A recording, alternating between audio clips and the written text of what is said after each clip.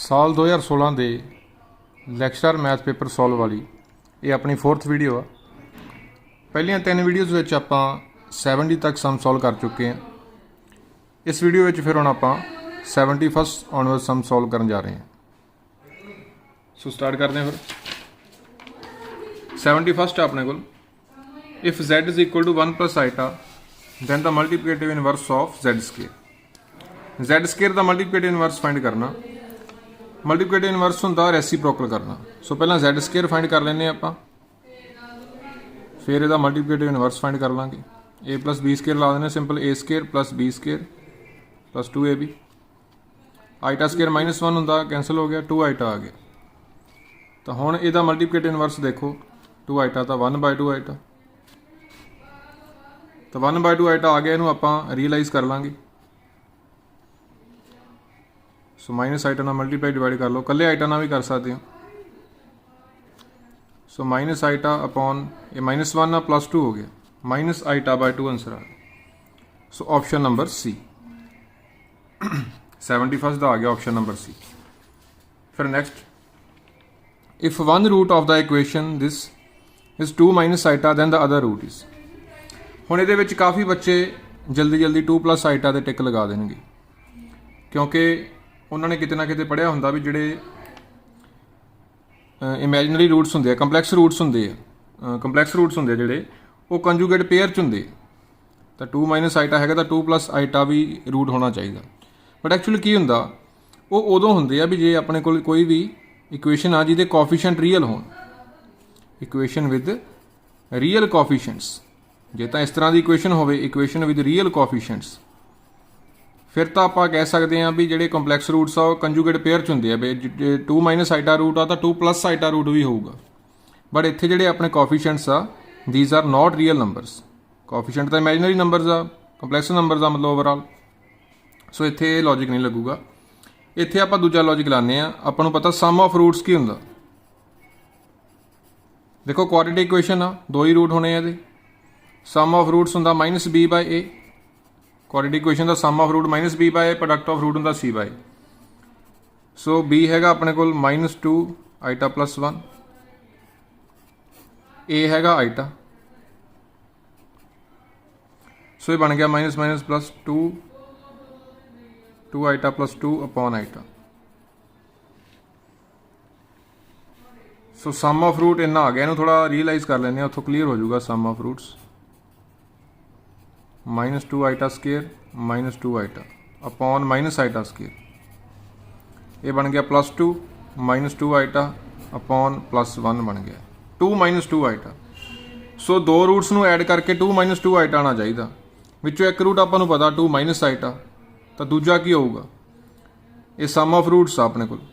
जिवें कह लो alpha plus beta इन्ना अपने कोल, ठीक है। अल्फा मान लो अपन दिता होया 2 माइनस आइटा, तो बीटा फाइंड करना। एक रूट पता दूजा फाइंड करना। 2 ना 2 कैंसल हो गया। सो बीटा आ गया -2 eta plus eta minus eta. Option number A. So इत्थे लॉजिक लग्या अपना कि सम ऑफ रूट्स का लॉजिक लग्या। सम ऑफ रूट फाइंड कर लो, वो चो एक रूट पता, दूजा फिर सबट्रैक्ट कर दो। सम ऑफ रूट चो पहला रूट सबट्रैक्ट करके सैकेंड रूट आ गया अपने को माइनस आइटा। जे किते रियल कोफिशिएंट होंदे फिर आप सीधा ही ला देना सी, फिर अपना लॉजिक होर लगना सी। कहना मतलब भी जे एक root 2 minus iota then the other root will be its complex conjugate 2 plus iota J real coefficient होंदे तां। बट इत्थे कंपलैक्स कोफिशिएंट्स आ, इत्थे नहीं फिर अपना लॉजिक लगना। फिर नैक्सट देखते हैं 73 the value of cos 53 cos 37 minus sin 53 sin 37। तो बेसिक या formula cos x cos y minus sin x sin y cos x plus y। ये बन गया cos 90 डिग्री, cos 90 0 होंदा। सो बेसिक फॉर्मूला याद रखो cos x cos y minus sin x sin y cos x plus y। फिर next tan is equal to 1/2 tan b is equal to 1/3 then value of a plus b। a plus b की वैल्यू कितनी होगी। तो आप कोई इस तरह का फॉर्मूला देखते हैं जिहदे tan वाला कोई जिस a प्लस b आता हो, जिस 2 एंगल का प्लस आता हो। तो बेसिक फॉर्मूला आपां नूं याद होना चाहिए। वो होंदा tan a plus tan b upon 1 minus tan a into tan b। tan a हैगा अपने को 1/2, tan b 1/3 वैल्यूज पुट कर दो। एलसीएम लैके बन जाना ये 3 + 2/6, 6 - 1/6 डैट इज़ 5/5, 1 बन गया। tan a + b साढ़े कोल फॉर्मूला ला के आ गया 1। किन्ने ते 1 हुंदा ये 45 ते, so a + b will be equal to 45 degree that is π/4, 45 degree और π/4। सो आंसर आ गया π/4, ऑप्शन नंबर डी। फिर नेक्स्ट है, if sine is equal to sine B and cos A, जब साइन alpha is equal to sine beta and cos alpha is equal to cos beta, then relation find करना alpha तो beta च की होगा। तो देखो साइन अल्फा आपां नूं साइन बीटा दे इक्वल दिता, कॉस अल्फा आपां नूं कॉस बीटा दे इक्वल दिता। इत्थों देखना अल्फा तो बीटा का की रिलेशन होगा। इत्थों आपां नूं पता भी ये फॉर्मूला बेसिक हुंदा, जे sine X is equal to sine Y है तो X is equal to n π + -1 दी पावर n वाई, आ रिलेशन हुंदा अल्फा तो बीटा का। Similarly cos X equal to cos Y है तो alpha is equal to 2n π + -y। इत्थों अल्फा तो बीटा फाइंड कर लिया, अल्फा तो बीटा का रिलेशन फाइंड कर लिया आपां, इहदे लई भी साइन वाले लिए भी कॉस वाले लिए। हुण देखो इत्थे तो चलो 2n π आ, इत्थे अपने कोल आपां केस बन जाणगे, डिपेंड करदा n ऑड आ कि ईवन आ। जे तो n ऑड होया, देखो किसी भी ऑड नंबर नूं आपां किवें रिप्रजेंट कर सकते हैं, 2k + 1 या 2n + 1 लिख सकते हैं, 2k + 1 लिख लो या 2n + 1 ही लिख लो, कोई फर्क नहीं पैंदा, किसी ऑड नंबर नूं इस तरह लिख सकते हैं।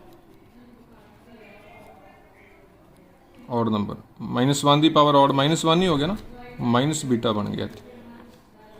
तो जे अपने कोल होया n even number, even number में आप लिख सकते होंगे 2 × k या 2 × n ही लिख लो, कोई फर्क नहीं पैना 2n या 2k, बिकॉज n कोई भी अपने को इंटीजर आ, कुछ मर्जी भरी जाओ, k नूं भर लो n नूं भर लो, एक ही गल आ। सो इत्थे n नूं लिखता आप 2k या 2n,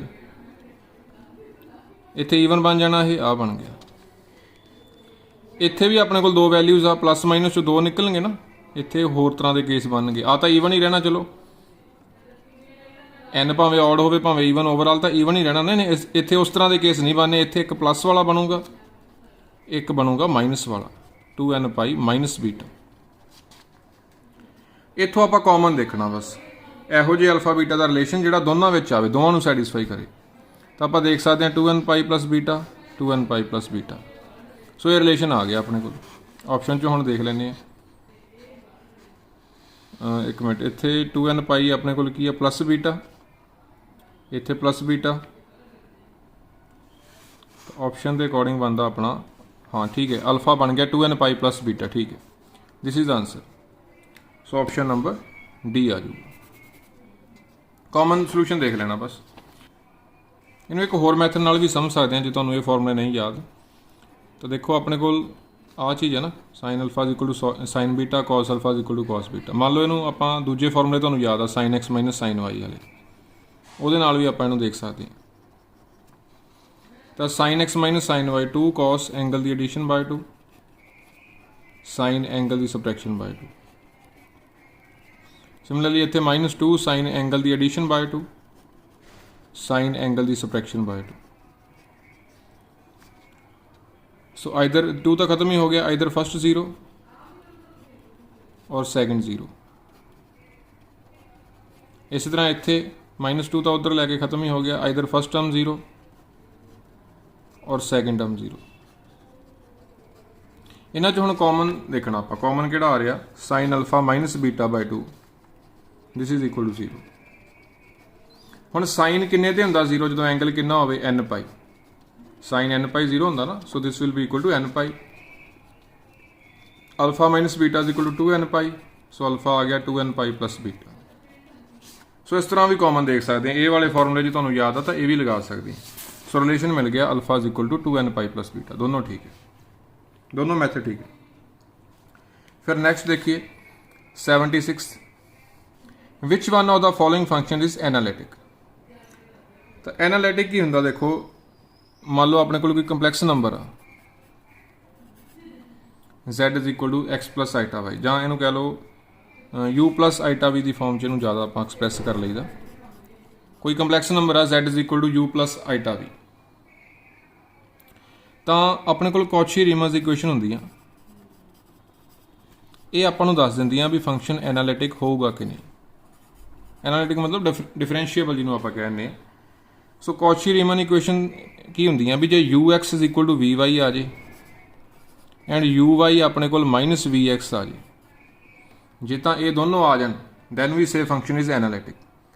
यू एक्स मतलब partial derivative of u respect to x, v y मतलब partial derivative of v respect to Y.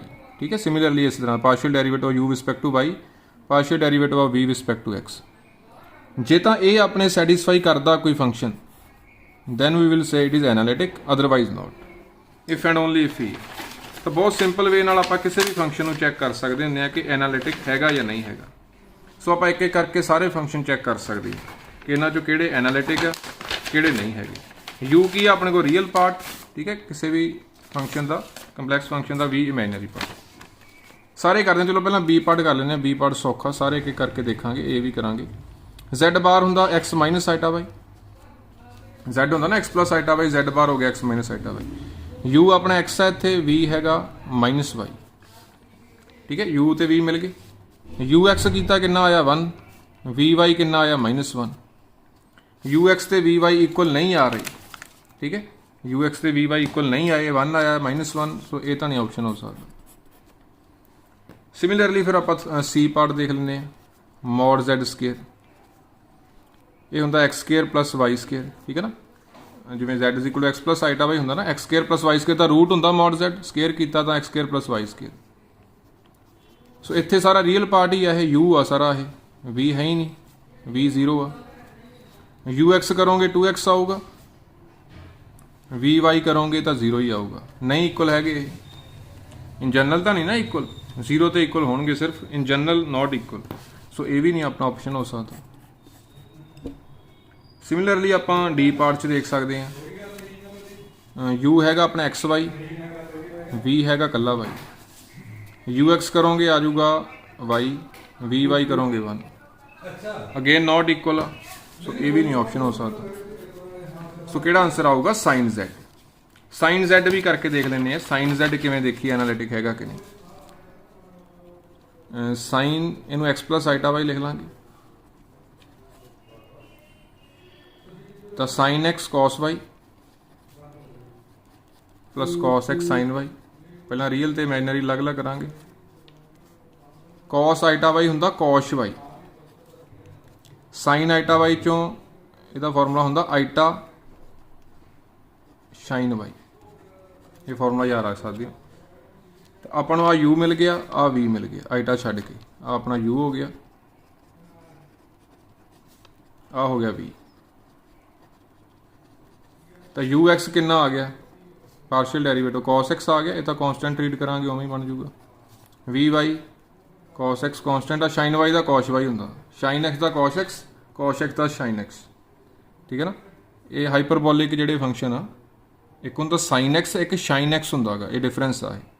इन्हां दे डेरीवेटिव शाइन का कॉश, कॉश का शाइन। तो यू एक्स तो वी वाई इक्वल आ गए। सिमिलरली यू वाई तो minus v x, u y तो माइनस वी एक्स भी अपने इक्वल आएंगे। यू वाई करोगे इहदा करोगे शाइन वाई आ गया, साइन एक्स का कॉन्स्टेंट ट्रीट करांगे, तो वी एक्स इहदा minus sine x sine y. देखो एक दूसरे नैगेटिव आ गई। सो अपना जिहड़ा ये फंक्शन सीगा साइन Z, ये अपनी कॉची रीमन इक्वेशन सैटिस्फाई करता। सो this will B analytic. So sine Z अपने को एनालिटिक हुंदा। सिमिलरली कॉस Z भी अपने को एनालिटिक हुंदा गा। इस तरह आप कॉची रीमन इक्वेशन लगा के आप देख सकते होंगे कित्थे कोई फंक्शन एनालिटिक हैगा, कोई फंक्शन एनालिटिक हैगा या नहीं हैगा। सो ये ध्यान रखना। फिर नैक्सट अपने को 77th, if C is the contour mod Z is equal to 1 then the value of C cos Z dz। तो अपने को एक प्रॉपर्टी होंगी है अपने को theorem in fact Cauchy theorem, Cauchy theorem on complex analysis. Cauchy theorem अपने को मॉडर्न अलजबरा च भी होंगी है, वो अलग होंगी है। इत्थे कंपलैक्स एनालिसिस की जी कॉची थ्योरम आ, वो कहती है जे कोई फंक्शन एनालिटिक आ, जे कोई फंक्शन एनालिटिक आ तो किसी भी क्लोज्ड कर्व विच ਉਹਦੀ इंटीग्रेशन करोगे तो 0 आ जाऊगा। जे कोई फंक्शन की है एनालिटिक तो कॉस Z जिमें आप हुणे गल करके हटे सी भी साइन Z भी एनालिटिक हुंदा, कॉस Z भी एनालिटिक हुंदा। अगेन कॉची रीमन इक्वेशन तुसीं वैरीफाई कर सकते हो, डायरैक्ट याद रख सकते हो।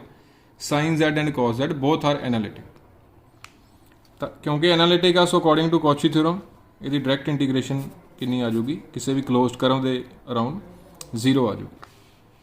सिमिलरली साइन Z होंदा तां भी 0 आ जाना सी। फिर नैक्सट देखिए, residue of cos Z upon Z at Z is equal to 0। तो रेजिड्यू किवें फाइंड करते होंगे आप, रेजिड्यू का मैथड होंदा, देखो पहला तो आप पोल देखना होंदा है। पोल जिथे भी अपना जिहड़ा फंक्शन आ इनफाइनाइट बन जे उन्होंने आप पोल कहने। तो Z इज इक्वल टू 0 तो जिहदी आप लिमिट लवांगे, जे आप लिमिट Z टेंड टू 0 लईए, कॉस 0 1 होंदा, आ 0 1 बाय 0 इनफिनिटी बन गया ना।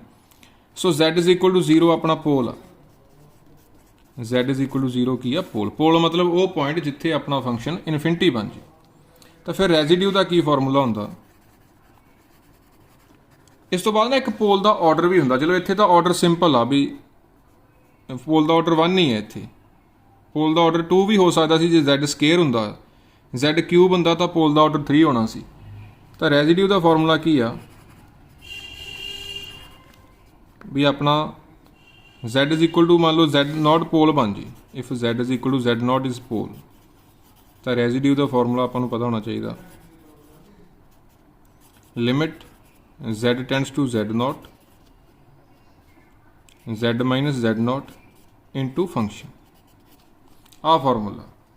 जी अपने को सिंपल पोल आता Z नॉट मान लो जिमें इत्थे 0 है ना अपना, जिमें हो सकता सी Z माइन 1 भी हो सकता सी pole, Z is equal to 1 होंदा pole, Z is equal to 2 होंदा, इत्थे 0 आ अपना pole, Z is equal to 0 अपना पोल आ। तो फॉर्मूला हैगा Z tends to Z not Z minus Z not FZ। तो यह फॉर्मूला लाने आप, Z नॉट की वैल्यू 0 है इत्थे, so Z minus 0 into cos Z by Z। So आ कैंसल हो जाऊगा अपना, कॉस 0 1 बन गया, बस कॉस 0 का आंसर आ गया 1। सो पहला आप पोल देख लीदा, इन्होंने वैसे पूछा ही Z इज इक्वल टू 0 तो सी, वैसे भी रेजिड्यू का Z इज इक्वल टू 0 तो ही फाइंड कर सकते सी, आप पोल तो ही फाइंड करते होंगे। सिमिलरली इत्थे अपने कोल जे पोल का ऑर्डर 2 होंदा, जिवें आपां सपोज इहदा रेजिड्यू फाइंड करना होंदा, इनफैक्ट आप इत्थे जनरल फॉर्मूला याद रख सकते हैं भी for pole of order M, जे कोई अपने कोल M ऑर्डर का पोल आ, थल्ले Z की पावर M आ जाए, तो आपां की करांगे Z माइनस Z नॉट की पावर M नाल मल्टीप्लाई करांगे FZ नूं, फिर इहदा डेरीवेटिव भी करांगे एक घट बार, मान लो पोल M ऑर्डर का तो M माइनस 1 टाइम करांगे, एक घट बार 3 ऑर्डर का तो 2 बार करांगे, 4 ऑर्डर का 3 बार करांगे, फिर जाके लिमिट लवांगे तो बाहर 1 अपॉन M माइनस 1 फैक्टोरियल भी आऊगा। ये जनरल फॉर्मूला याद आ सकते। सो इस तरह मान लो जो ये क्वेश्चन करना हो, इत्थे की करांगे, फिर Z माइनस 0 के स्केयर नाल मल्टीप्लाई करांगे, फिर डेरीवेटिव भी करांगे एक बार क्योंकि 2 ऑर्डर का पोल आ, उस तो एक घट बार आप डेरीवेटिव कर देना, 3 ऑर्डर का हो 2 बार करांगे डेरीवेटिव, डबल डेरीवेटिव आना सी। लिमिट Z टेंड टू 0, बार 1 by 2 minus 1 that is 1 factorial, आ कैंसल हो गया। अपने को बन गया derivative of cos Z, derivative of cos Z होंदा minus sine Z, sine Z का डेरीवेटिव कॉस Z का माइनस साइन Z, लिमिट भर दो इत्थे 0, सो 0 आंसर आ गया। सो जे ऑर्डर 2 का होंदा पोल फिर आंसर 0 आ जाना सी, पर अपना सिंगल ऑर्डर का सीगा उत्थे, उहदे अकॉर्डिंग फिर अपना 1 आंसर आ गया सी। फिर next, the function which is analytic and bounded in the whole complex plane must reduce to a constant. भी जिहड़ा कोई फंक्शन एनालिटिक आ ते बाउंडेड आ वो कॉन्सटेंट ही होगा। तो अपने को डायरैक्ट रिजल्ट आ ये लिवलिस थ्योरम,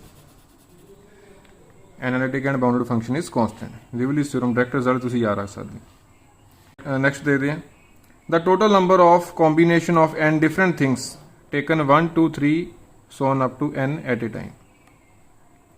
तो कॉम्बीनेशन का अपने को फॉर्मूला होंदा NCR। तो पहला वो कहते कितनियां थिंग्स लईआं, NCR मतलब NCR होंदा अपने को n things taken R at a time. NCR होंदा number of combination of n different things taken R at a time. तो पहला taken 1 eight a time NC1, फिर 2 at a time NC2, then 3 at a time NC3, so on n at a time NCN। ਇਹਨਾਂ ਨੂੰ add ਕਰਕੇ ਦੱਸਣਾ ਕਿੰਨਾ ਆਊਗਾ। ਤਾਂ ਇਹਦੇ ਵਿੱਚ ਜੇ ਆਪਾਂ ਦੇਖੋ ਇਹਦੀ ਵੈਲਿਊ ਫਾਈਂਡ ਕਰਨੀ ਹੈ।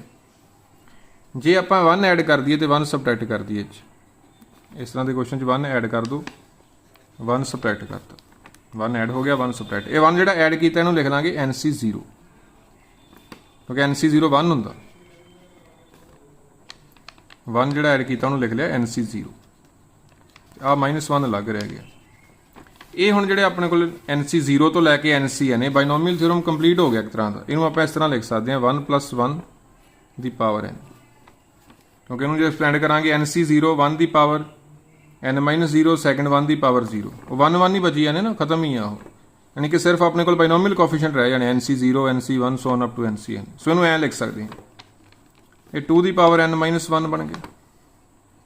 ਸੋ ਇਹਦਾ ਆਪਸ਼ਨ ਬਣ ਗਿਆ ਆਪਣੇ ਕੋਲ 2 n-1, ऑप्शन नंबर C। फिर नेक्स्ट है, there are 10 true false questions, the number of ways in which they can be answer. 10 true false question आ, देखो पहला क्वेश्चन आ मान लो अपने को, इनू किन्ने वे ना आंसर कर सकते हैं? 2 वे ना, या तो ट्रू लिख दोगे या फॉल्स। 2 चॉइसिस अपने को, दूजे क्वेश्चन लिए भी 2 चॉइसिस, तीजे लिए भी 2 चॉइसिस, करदे 10वें क्वेश्चन लिए भी 2 चॉइसिस। चॉइसिस हमेशा 2 रहनी है। तो फंडामेंटल प्रिंसीपल अकाउंटिंग की करता भी जो इंडिविजुअल चॉइसिस अपने को पता, टोटल देखना आप कितनी चॉइसिस बन गई, सारे मल्टीप्लाई करवा दिंदा according to fundamental principle accounting. इन्हों आप मल्टीप्लाई कर देंगे। सो 2 ਨੂੰ 10 टाइम्स मल्टीप्लाई कर दो, 2^10। सिमिलरली हो सकता सी 10 MCQ क्वेश्चन होंगे, जे 10 MCQ क्वेश्चन होंगे तो हर क्वेश्चन 4 वे नाल सॉल्व कर सकते सी, तो 4^10 आ जाना सी। फिर नेक्स्ट है, the number of words which can be made out of the letters of the word mobile when vowels always occupy odd places। किन्ने तो वर्ड बन गए कि ਜਿਹੜੇ ਵੋਵਲਸ ਆ ਉਹ ਹਮੇਸ਼ਾ ਔਡ ਪਲੇਸਿਸ ਤੇ ਆਣੇ ਚਾਹੀਦੇ ਆ। ਤਾਂ ਵੋਵਲਸ ਦੇਖੀਏ ਕਿਹੜੇ ਕਿਹੜੇ ਇਹਦੇ ਵਿੱਚ, O, I ਤੇ E, 3 ਵੋਵਲਸ ਆ ਇੱਥੇ ਆਪਣੇ ਕੋਲ, 6 ਲੈਟਰਸ ਆ ਨਾ ਟੋਟਲ। ਤਾਂ ਵੋਵਲ ਔਡ ਜਗ੍ਹਾ ਤੇ ਰਹਿਣੇ ਚਾਹੀਦੇ ਆ, ਇੱਥੇ ਇੱਥੇ ਤੇ ਇੱਥੇ। ਇਹਦਾ ਮਤਲਬ ਜਿਹੜੇ ਕੌਨਸੋਨੈਂਟਸ ਆ ਉਹ ਈਵਨ ਜਗ੍ਹਾ ਤੇ ਆ ਜਾਣਗੇ, ਕੌਨਸੋਨੈਂਟਸ ਵਿਲ ਆਕੂਪਾਈ ਈਵਨ ਪਲੇਸਿਸ। ਸੋ ਜਿਹੜੇ ਆ ਵੋਵਲਸ ਆ ਇਹਨਾਂ 3 ਜਗ੍ਹਾ ਤੇ ਜਿੱਥੇ ਮਰਜ਼ੀ ਜਾ ਸਕਦੇ ਆ, ਇਹਨਾਂ 3 ਜਗ੍ਹਾ ਤੇ ਪਰਮਿਊਟ ਕਰ ਸਕਦੇ, ਘੁੰਮ ਫਿਰ ਸਕਦੇ ਆ, ਕੋਈ ਇੱਥੇ ਆ ਸਕਦਾ ਕੋਈ ਇੱਥੇ। ਇਹ ਆਪਸ 'ਚ ਇੱਕ ਦੂਜੇ ਨਾਲ ਅਰੇਂਜਮੈਂਟ ਕਰ ਸਕਦੇ ਆ। ਤਾਂ 3 ਜਗ੍ਹਾ ਤੇ 3 ਲੈਟਰ ਕਿੰਨੇ ਵੇ ਨਾਲ ਅਰੇਂਜਮੈਂਟ ਕਰ ਸਕਦੇ ਹੁੰਦੇ ਆ? 3p3। ਸਿਮਿਲਰਲੀ ਕੌਨਸੋਨੈਂਟਸ ਆ ਜਿਹੜੇ ਉਹ ਆਪਸ 'ਚ ਘੁੰਮ ਫਿਰ ਸਕਦੇ ਆ, ਇੱਕ ਦੂਜੇ ਦੀ ਜਗ੍ਹਾ ਨਾਲ ਇੰਟਰਚੇਂਜ ਕਰ ਸਕਦੇ ਆ। 3 ਪਲੇਸਿਸ ਤੇ 3 ਕੌਨਸੋਨੈਂਟ, ਅਗੇਨ 3p3। 3p3 ਹੁੰਦਾ 3 ਫੈਕਟੋਰੀਅਲ ਹੀ ਹੁੰਦਾ ਗਾ, NPR ਦਾ ਫਾਰਮੂਲਾ ਲਗਾ ਕੇ, n factorial upon r factorial n-r factorial. ये हो गया 6, ये भी हो गया 6, आंसर आ गया 36। सो ऑप्शन नंबर बी बन गया, 82 का ऑप्शन नंबर बी। फिर नैक्सट देखते हैं, पिछला परमुटेशन का सीगा क्वेश्चन, और नैक्सट देख रहे हैं आप, the number of lines drawn through 6 points lying on a circle. तो पिछला परमुटेशन का सी अपने को कॉम्बीनेशन का, 6 पॉइंट अपने को सर्कल ते, उन्हों तो कितनियां लाइन्स आप बना सकते। तो इस तरह की ना ये क्वेश्चन है अपने को डायरैक्ट कॉम्बीनेशन दी एप्लीकेशन होंगी है। एक लाइन बनाने लिए अपन 2 पॉइंट चाहिए, एक लाइन बनाने लिए वी नीड 2 पॉइंट्स। तो बेसिकली आप 2 पॉइंट सिलेक्ट करने उन्होंने 6 पॉइंट चो, सो डायरैक्ट आ जाऊगा 6C2। ये डायरैक्ट क्वेश्चन होंगे एप्लीकेशन ऑफ कॉम्बीनेशन। ट्रायंगल्स बनानी है तो NC3 आ जाता, पॉइंट्स लाइन्स बनानी NC2 आ जाता, कोऑर्डिनेटर्स बनानी NC4 आ जाता होंदा।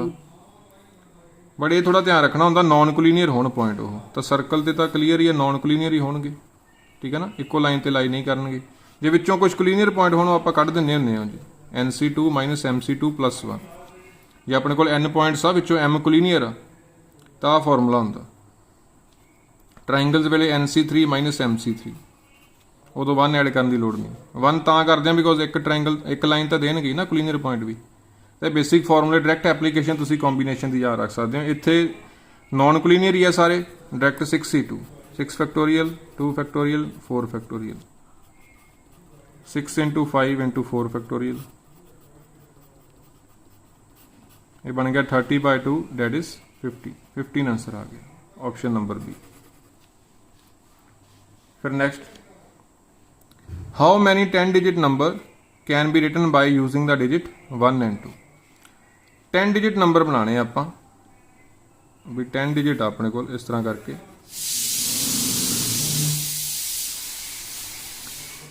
सो डिजिट किहड़ियां यूज़ करनियां सिर्फ 1 ते 2।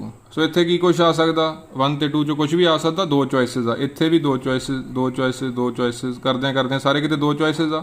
अगेन जिवें पिछला आपां कीता पिछे ट्रू फॉल्स क्वेश्चन वाला सेम ही आ। फंडामेंटल प्रिंसीपल ऑफ काउंटिंग इन्हां दी मल्टीप्लाई करा दूगा, हर जगह 2 चॉइसिस आ ना, तो 2 नूं 10 टाइम्स मल्टीप्लाई कर दो। 2 नूं 10 टाइम्स मल्टीप्लाई किया 2^10, 2^10 आंसर आ गया ऑप्शन नंबर ई। फिर नेक्स्ट है, the number of ways in which n distinct objects can be put into 3 different boxes. n distinct objects आ 3 डिफरेंट बॉक्सेस च पाने आपां। इत्थे हुण कई उलझ जांदे हुंदे आ भी 3 दी पावर n आऊगा जां n दी पावर 3, तो बहुत सिंपल तरीके नाल समझ सकते हैं। तुसीं ये देखो भी ऑब्जेक्ट्स नूं बॉक्सेस दे कोल जाना जां बॉक्सेस नूं आपां ऑब्जेक्ट्स दे कोल जाना, तो ऑबवियसली ऑब्जेक्ट नूं थ्रो करांगे ना आपां बॉक्सेस विच। बॉक्सेस तो अपने आपकी जगह ते उस तरह आ 3 बॉक्स पे आपां इन्हां च चक के ऑब्जेक्ट पाने आपदी, ऑब्जेक्ट्स नूं आपां बॉक्सेस विच ले जाना। तो पहला ऑब्जेक्ट लै रहे हैं, पहला ऑब्जेक्ट हुण आपां सोचण लग गए भी किहड़े च पाईए, किन्नियां चॉइसिस आ पहले ऑब्जेक्ट लई, तिन्नां चों जिच मर्जी पा दईए 3 चॉइसिस आ। दूजे ऑब्जेक्ट नूं किहड़े च पाईए, अगेन 3 चॉइसिस आ। तीजे ऑब्जेक्ट नूं किहड़े च पाईए, 3 चॉइसिस आ। सिमिलरली करदे 3 चॉइसिस रहणियां, n आ, n टर्म्स हो गई। पहले ऑब्जेक्ट लिए भी 3 चॉइसिस आ, दूजे लिए भी, तीजे लिए भी, सारे ऑब्जेक्ट्स लिए अपने को 3 चॉइसिस आ। तो किन्ने आ ये अपने को ऑब्जेक्ट्स n। सो 3 नूं आपां ना n वारी मल्टीप्लाई किया तो 3 दी पावर n। इत्थों कोई 3n भी समझ सकते, इत्थों ना जनरलाइज कर लिया करो सिंपल। जे 3 नूं 2 बार ऐड कर दे 3 दी पावर 2, 3 नूं 3 बार कर दे 3 दी पावर 3, ठीक है। 3 नूं 4 टाइम्स ऐड कर दे आपां 3 दी पावर 4, 3 नूं 5 टाइम्स करते 3 दी पावर 5। सो 3 नूं n वारी ऐड किया 3 दी पावर n आंसर आ जाऊगा अपने को। सो इसका बन गया अपने को ऑप्शन नंबर बी। 3n नहीं आना, जो 3 नूं n बार ऐड करिए फिर 3n आता होंदा, 3 नूं n बार मल्टीप्लाई करन ते 3 रेज़ टू पावर n। सो इसका बन गया अपने को ऑप्शन नंबर बी।